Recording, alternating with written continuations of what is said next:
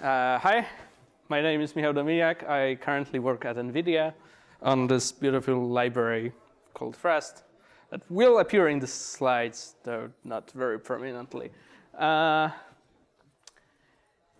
Okay, so when I'm not an apologist for mass murderers like Thanos, I like to experiment with the language. And today we are going to try to talk about co and contravariance, what that is, and why that may possibly be useful for C++. Okay. So let's start with polymorphism, because this is really where the whole problem starts. And we have polymorphism is who doesn't know what polymorphism is? Okay, so it's about dealing with different types in a roughly same way everywhere, right? So we have different types of polymorphism that we distinguish. We have ad hoc polymorphism, which is basically kind of spoiled by that second line there. So ad hoc polymorphism is basically overloading, right? So we have a long-winded definition from Wikipedia. The only really relevant sentence here is the last one. It's also known as function overloading or operator overloading. So we can have a function called phys, which works for integers, works for strings, right? And we can call that function either way. This is the form of ad hoc polymorphism that C++ has. There's another one called multi-methods that we don't actually have in this language, but that's basically it. All right. Then we have parametric polymorphism, which is pretty much what the name says. Again, with the long-winded definition. The important part is, again, the final part. So a function or data type can be written generically so that it can handle values identically without depending on their type. This last part is kind of important in context of C++ at least. So in C#, we could have a list that works uniformly for all t's. It will have some function to append an element. It's going to have some other functions, but we are not very interested in them right here. And we can have a function that operates on those, which is also generic. This probably reminds you of templates, which is the closest that we have to parametric polymorphism in C++.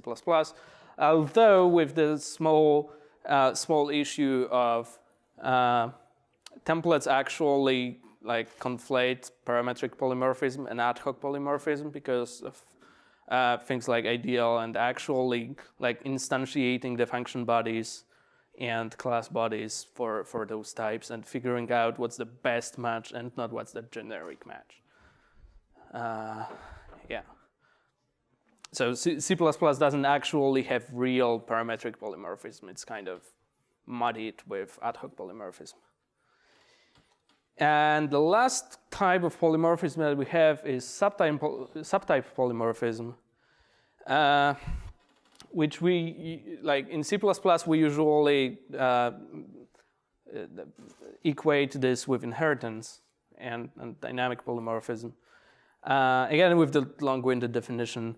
The important part is that we have some notion of substitutability, meaning that elements that operate with supertypes can also operate with subtypes. Going slightly more formal, substitutability is a principle where if a program works with a supertype, it also works with a subtype. And substituting them one for the other doesn't break the correctness of a program, and still makes, and the program still performs mostly the same function, same functionality. The very formal definition is that if we have some property that's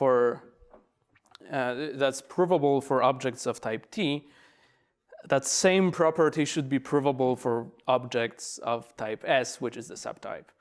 And this is what we call the Liskov substitutability principle, after Barbara Liskov. It's actually a pretty old terminology, right? It's not anything new. The most important practical takeaway from this is that basically, like derived classes shouldn't change the invariance of a base class, right? And they shouldn't weaken post conditions on functions. They shouldn't strengthen preconditions on functions. So this is how we usually use subtype polymorphism in C++. So we have some base class, and hopefully the Unix implementation of this interface is actually going to do the same thing as the other implementations, although we know that's probably not the case, right?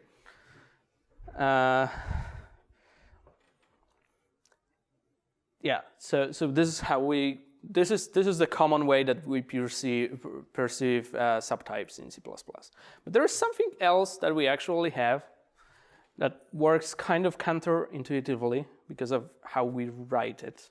So T and const T, which one of those is a subtype, which is a supertype? Who thinks that const T is the subtype? So for something to be a subtype of something else, you should be able to substitute that object for any object of the supertype, right? So if you need a const int, you can provide an int, and the operation will work the same, right?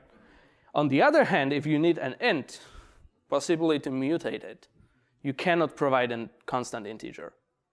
So despite const int being the annotated one, which suggests that it modifies T in some way, it's actually the other way around, right? So this could be seen as another argument for why const should be the default, because it makes the intuition about this much easier.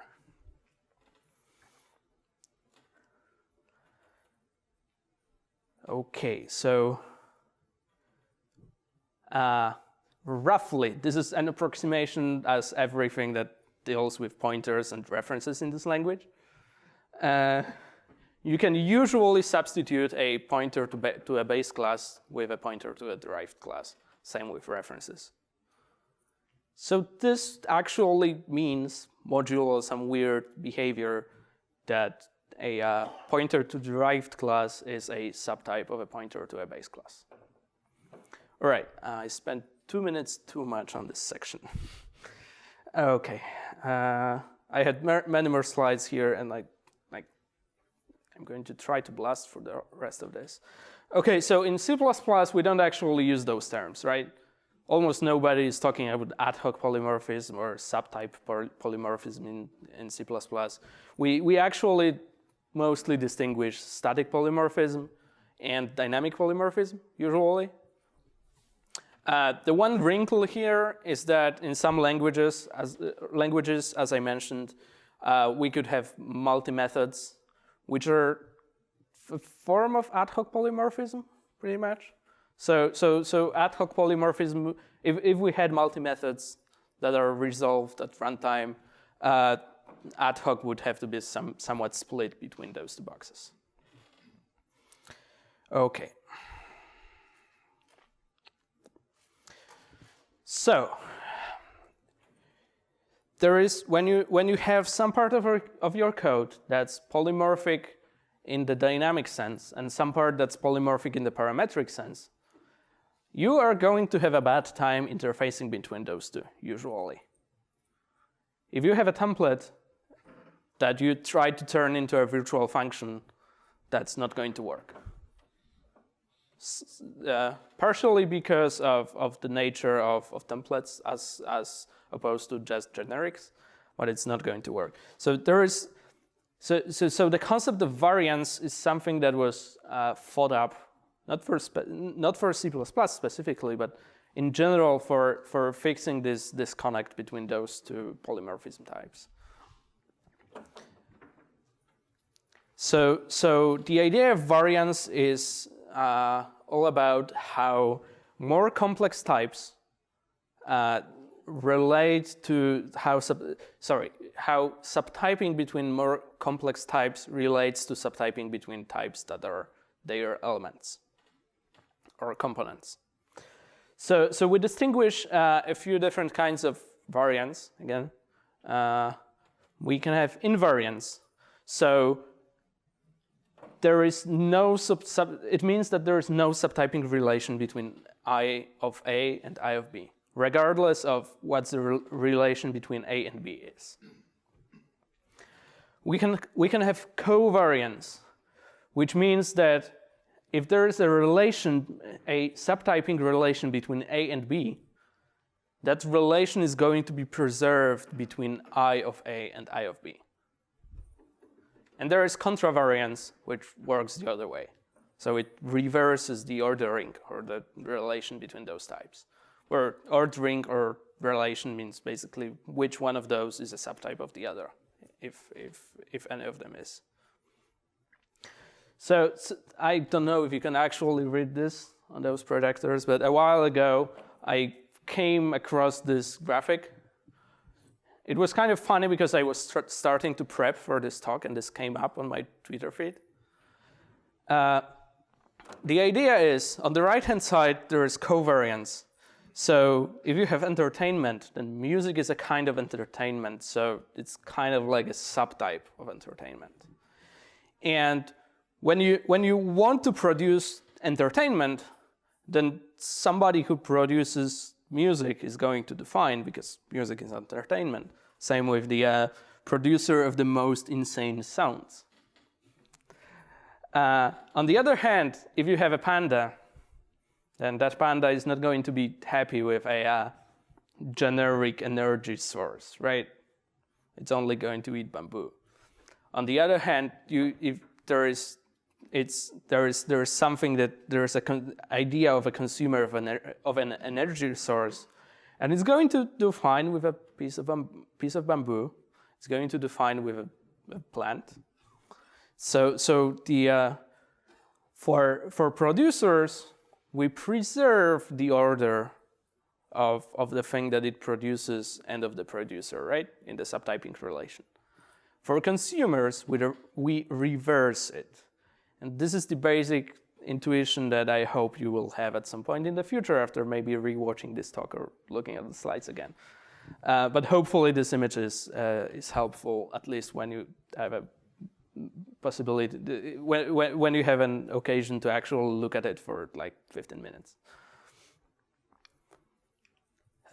Okay, so how do other languages actually do this? So in C#, if you just say list of T, this declares a generic type that is invariant on T. And actually, it's invariant for many reasons. One of them is that in .NET you cannot have invariant class. You cannot have variant classes. Classes have to be invariant. Only interfaces can be variant on their parameters. In Scala, which is a language for JVM that is kind of functionally, you would say this like this. So for covariance, you can create an interface for a producer. You annotate that it's covariant on T by saying out T. And this, I really like the keywords that C# uses, because they give some sort of intuition for what you can do with a T. So a producer can produce a T. So the covariant type can be used in the return type of a function. It cannot, however, be used as an argument of a function. This is not allowed for covariant types in generics. So if I need a producer of an animal, then a cat producer is going to define, right? If I want to enumerate animals and somebody gives me a handle to their collection of cats, that's also fine, because cats are animals. Java is kind of weird because Java doesn't actually allow you to mark this on the definition of a generic. You have to specify this on the use.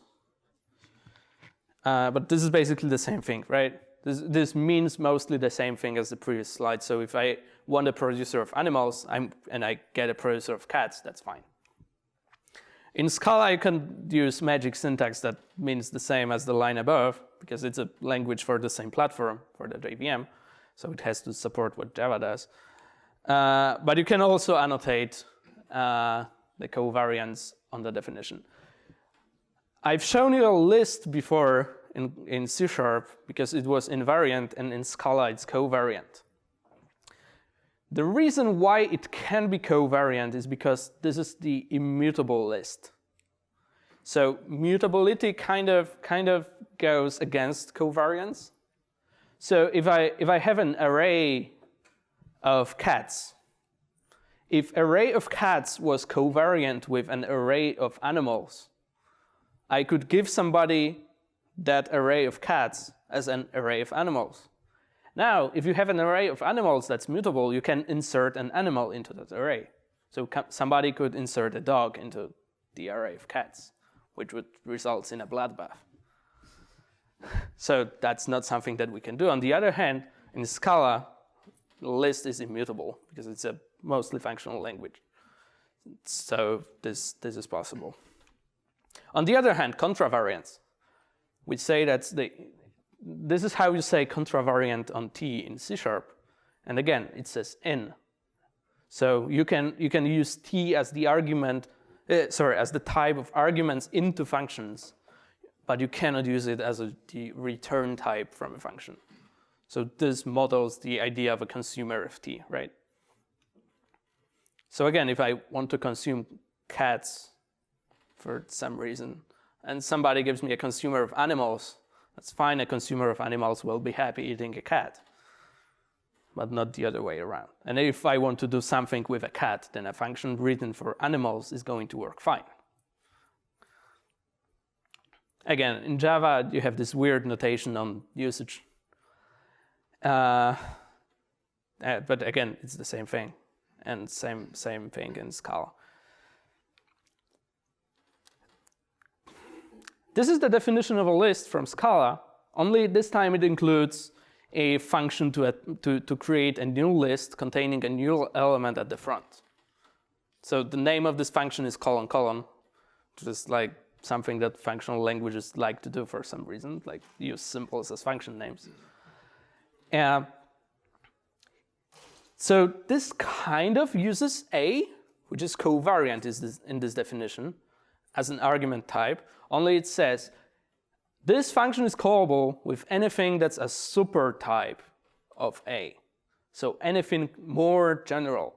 And it has one additional thing in this signature. It says the list of b just before the equals sign means treat this argument, so the object you're calling this function on, as a list of b. So we upcast and somebody can insert a new b into this list, but nobody can treat this new list as a list of cats if somebody just inserted an animal. So that's not problematic. Okay, so I will quickly go through slides that show why the Java way may not be the best way there is. Because Scala supports both ways of annotating for covariance, right? It supports annotating as like Java does and supports annotating on the definition. So this uses annotation in the Java-esque way. And the error message is completely incomprehensible to me. Because it says that it requires a type which is a subtype of animal, but is animal not a subtype of animal?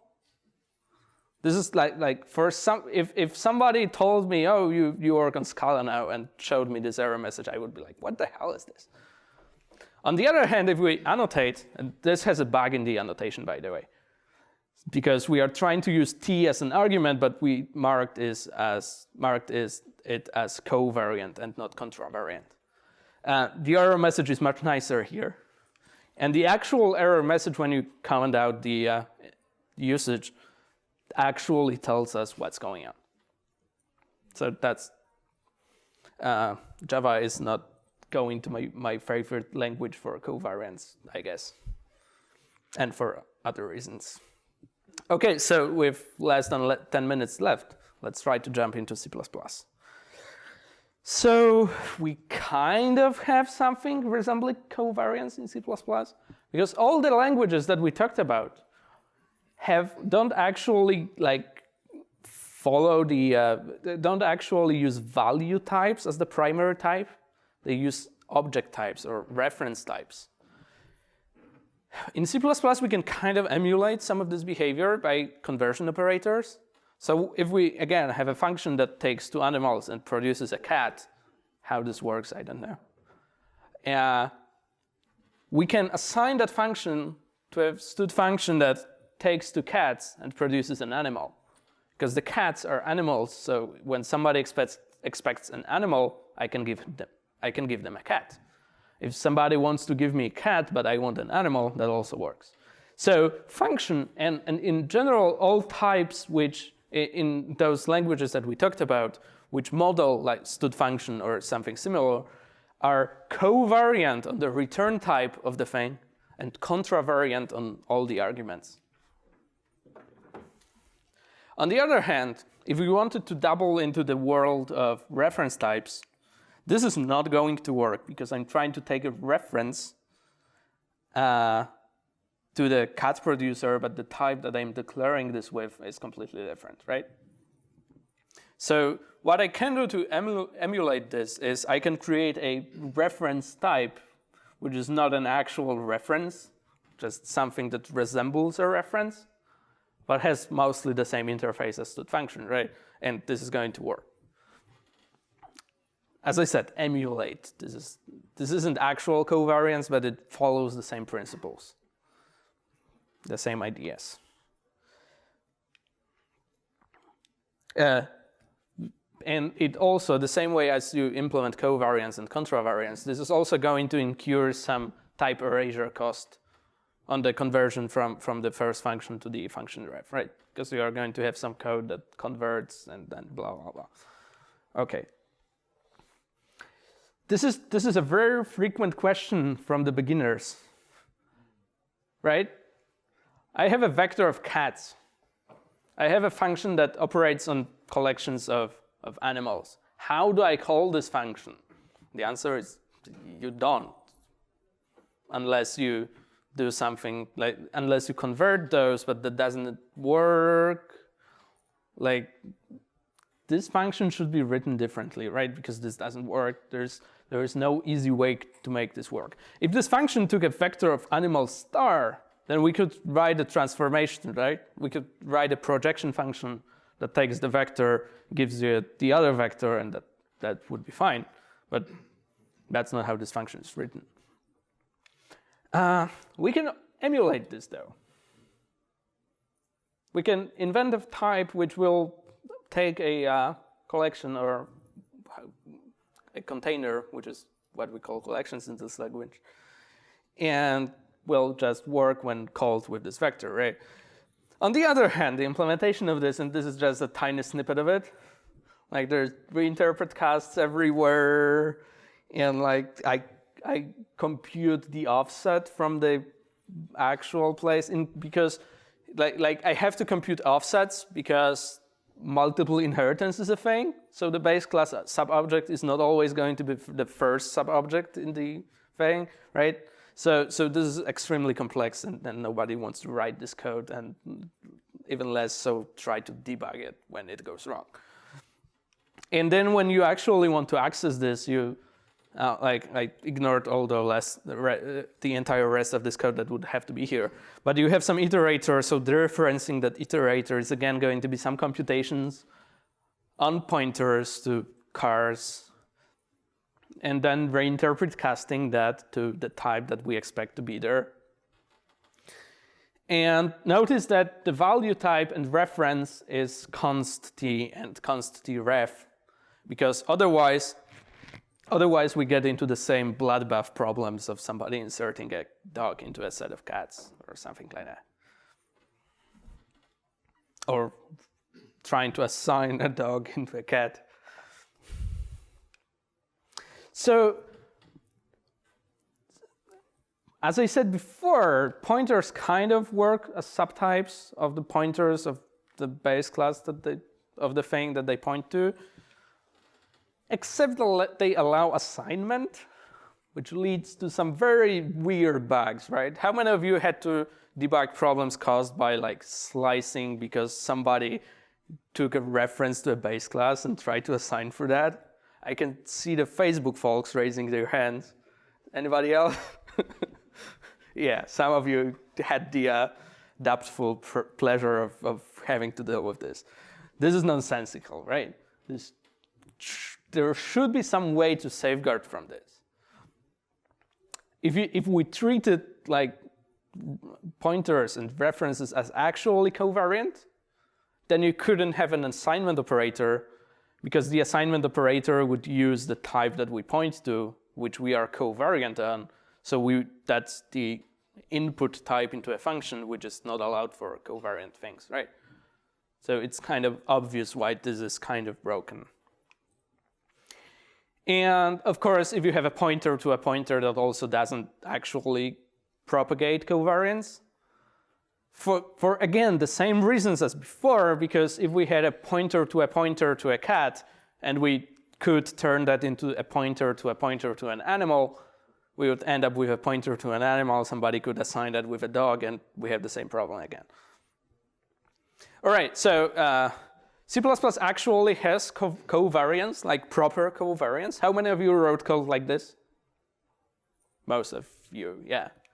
How many of you knew you could do this? So return the derived pointer in the derived class? Yeah, roughly the same amount of people, although different people. How many of you tried to write code like this? Did it work? No. Nope. What's the error message that you get? Invalid covariant return type, right? So the language has some idea of what that is, but it's not really good enough to actually support use cases that would be useful. So we have to write this. So I wish user types could be seen as covariant, especially in this context, but in other contexts too. Smart pointers are pretty good, so I'm not going to return raw pointers from virtual functions to clone, right? Just because this is kind of inconvenient and I have to downcast later on. But if you want to take a covariant reference that is not actually a thing in this language, so you have to you can emulate it with type-specific references like function ref before, but it's kind of annoying. And also those references look like values. How many of you dealt with problems where you constrained a template to not accept references and then somebody gave you a reference wrapper? Nobody, you're right, weird code. Anyway, maybe that would allow, maybe language support would allow us to make the conversion operators between those slightly less insane than they currently are. Because the overload set of conversion operators from a function of one type to a function to another type is kind of crazy. And also, they aren't on par with language references when it comes to usability. This is the snippet of Frost that I mentioned before, will appear on the slides. So Frost works with device vectors. Device vectors have their memory live on the device, so behind a PCI bus.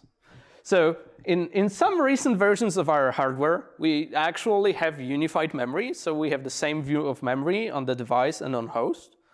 Except when you try to access memory that is currently owned by the device on the host, you will page fault on the host, transfer an entire page over PCI to the main memory, read a single integer probably, or a complex of double, and then when the GPU tries to use that memory or anything on the same page is going to page fault on the device and transfer the same memory again into the device over PCI again. That's horrible. So Frost uses special template magic to actually invoke CUDA copy underneath, but that leads to the last line of code here not compiling. So I would really like smart references. So co and covariance would actually allow those smart references to behave kind of like regular regular language references in the meaning of like when you try to substitute one for the other. We would actually know which conversions are just conversions for like easier usage of our type and which ones have some meaning and some additional semantics. We would allow for better like interactions between templates and virtual functions. And sadly, I don't have time to go into this. And like a pipe dream of mine, which is never going to come to fruition, is to turn T star into a supertype of all possible reference types, but that would have so much overhead on it that it's like, it's the ideal world. All right, that's it. Thank you. We have minus a minute and a half for questions, so it would be ideal if you could ask them offline. Thank you.